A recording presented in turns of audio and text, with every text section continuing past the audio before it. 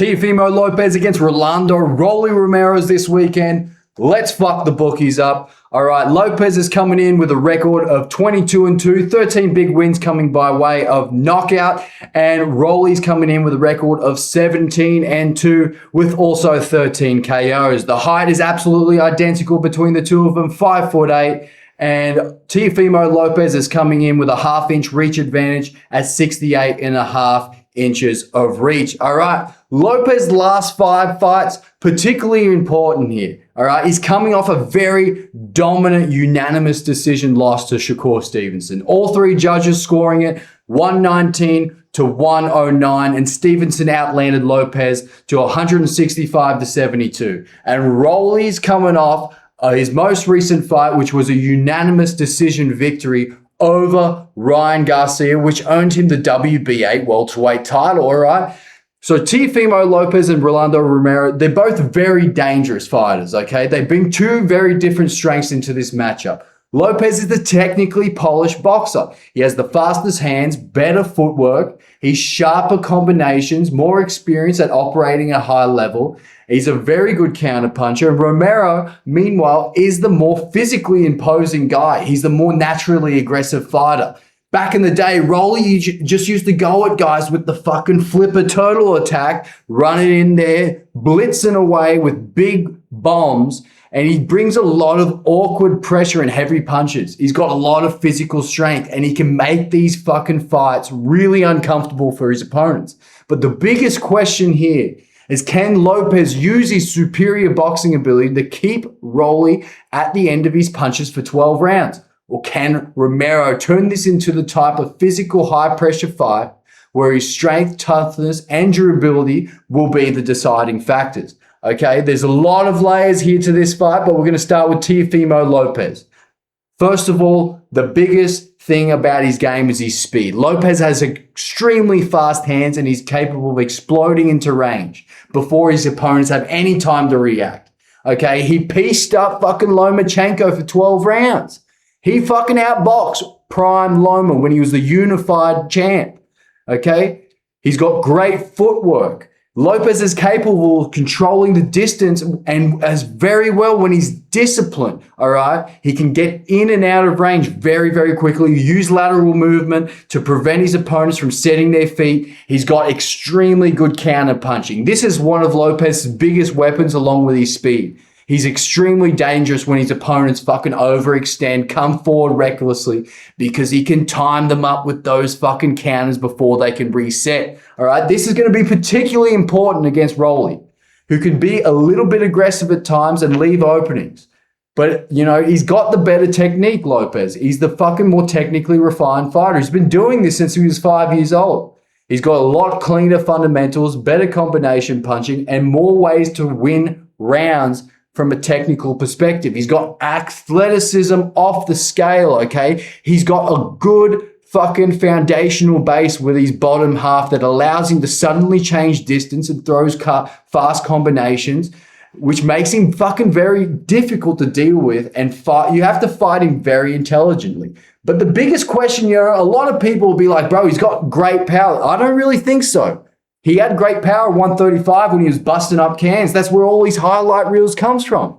He's had the reputation as a big power puncher, but that hasn't really translated to the higher levels or when he's gone up in weight, okay? But I really don't think it's going to be that much of an issue. To deal with Rolly Romero, you need that Tank Davis level of fucking pop, all right? He's got that fucking one-punch knockout power that put Rolly on the canvas, and he still got up. He wasn't out. He was on shaky legs, but he still got up, and he could have continued if the referee let him. And, you know, Pitbull Cruz does have more power than Teofimo Lopez, another brawler. It doesn't mean he's a fucking dangerous puncher, because he is. But there's a difference between having enough power to hurt your opponent consistently with one punch rather than just accumulating damage, okay? And that's going to be real. If Lopez can't hurt Romero with his best shots, Rolly's going to become more dangerous as this fight progresses, because he's going to have more fucking confidence in just walking him down and picking out his shots, okay? But what the Shakur fight tells us, okay, is that Shakur was able to neutralize a lot of Lopez's offense with his jab, movement, timing, defensive awareness. Lopez struggled to consistently close the distance in that fight, and he was unable to produce any kind of explosive movements that has defined his best performances in the past. That doesn't mean fucking Rolly's going to copy Shakur Stevenson. He's not on his level, obviously. But Romero will fucking find a way to make this a little bit uncomfortable. He is shown a development in his fight IQ that's going to allow him. There's the blueprint on really how to neutralize Teofimo Lopez's game right there. Okay? He's got the blueprint, and I believe he can implement what he saw. Okay? Lopez is a little bit inconsistently. He can look brilliant one night like he did against Lomachenko back in 2020, where he fucking had a perfect performance. Did Lomachenko take a little bit of time to warm up there? Yeah, he did a little bit.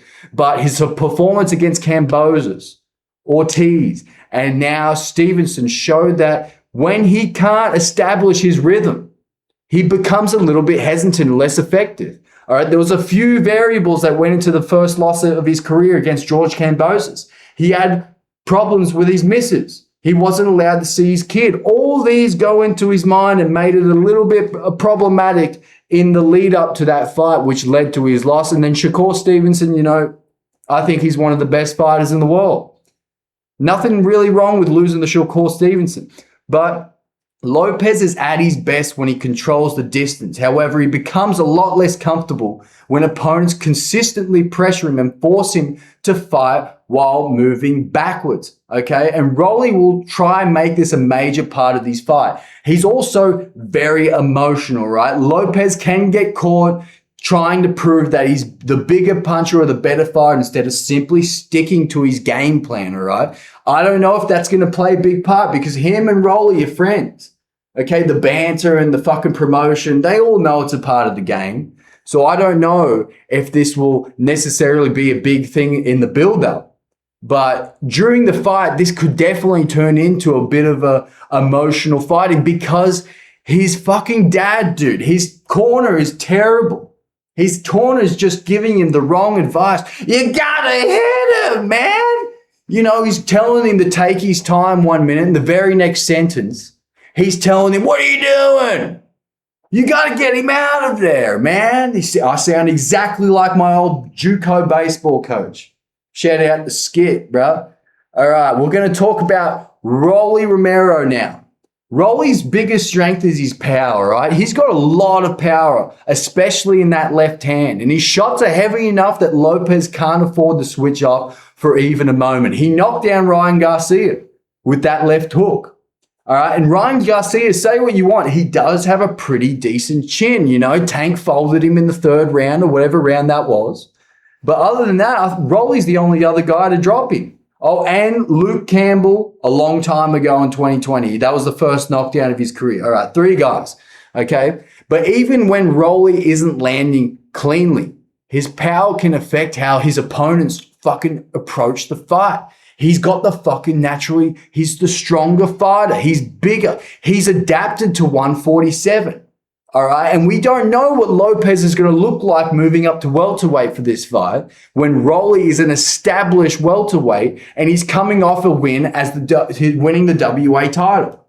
Who knows if that confidence, beating Ryan Garcia certainly has to do something to his mental state that, wow, yeah, I've changed enough after those 2 losses against Tank Davis and Pitbull Cruz that I was able to adapt to the higher levels of the boxing game. He couldn't just charge in with the flipper attack no more and just think that this is the way I'm going to do it, man. He's adapted. He became smarter. His IQ looked fantastic. He kept that right hand glued to his chin to neutralize Ryan Garcia's best shot, which is his left hook.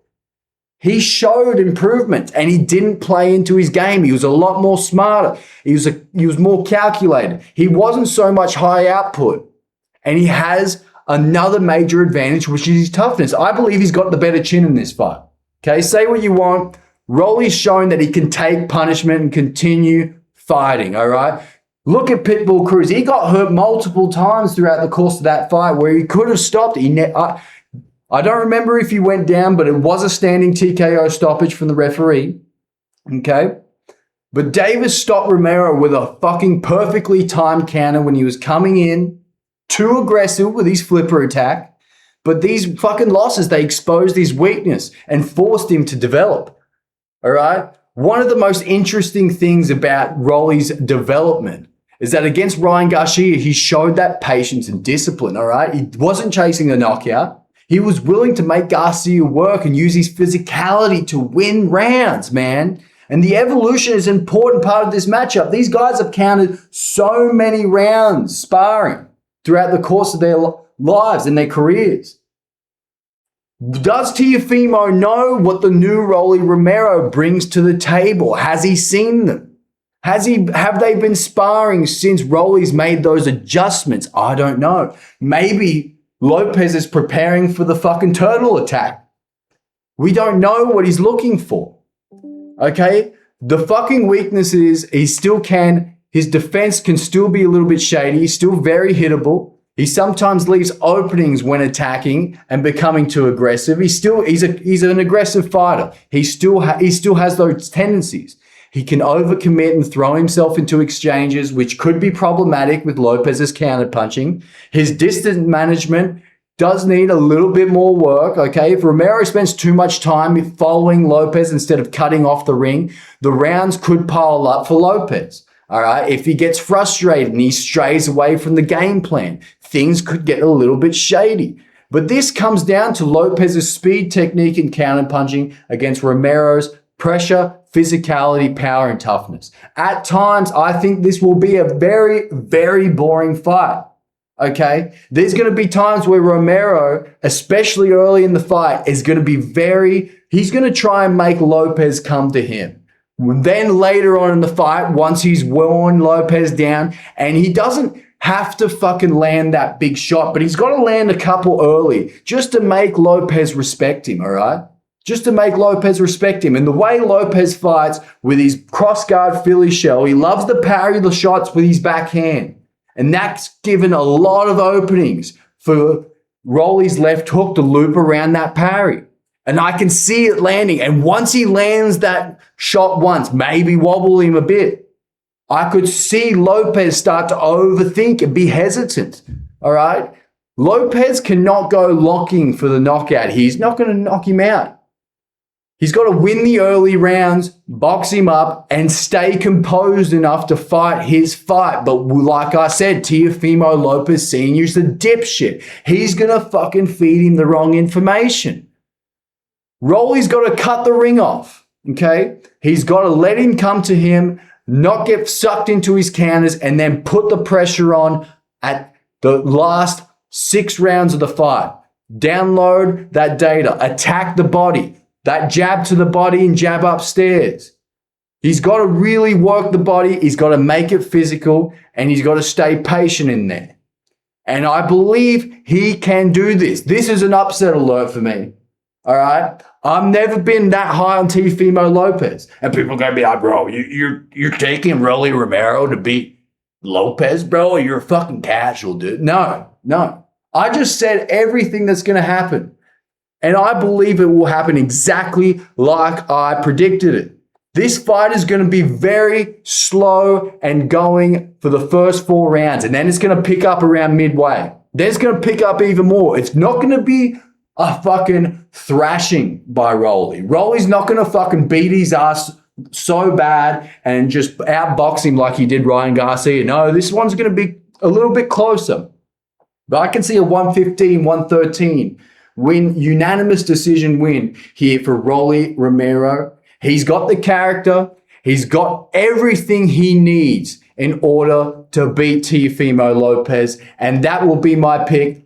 Rolly Romero to win this fight by decision at odds of $4.40. That is the breakdown, ladies and gentlemen. Thank you very much for watching. I'll see you again next time. Like, comment, subscribe. Have a great day.